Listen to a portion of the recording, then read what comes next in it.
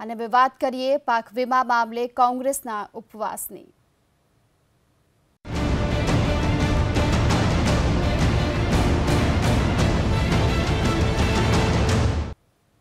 તો પાક વીમા મામલે છેલ્લા 20 કલાકથી હાલમાં કોંગ્રેસના ધારાસભ્યો સાથે પ્રદેશ પ્રમુખ અમિત ચાવડા કે જેમણે હાલ અત્યારે મુલાકાત કરી છે।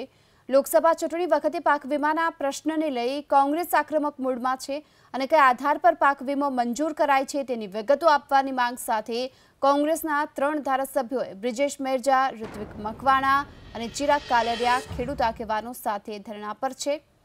ત્યારે ગાંધીનગર કૃષિ ભવન ખાતે આ ધરણા શરૂ કરવામાં આવ્યા છે।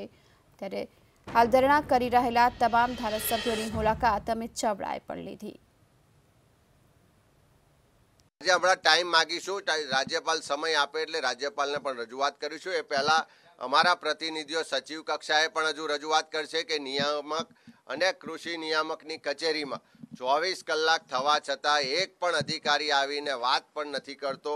ખેડૂતનું દર્દ સાંભળવા પણ આ સરકાર તૈયાર નથી।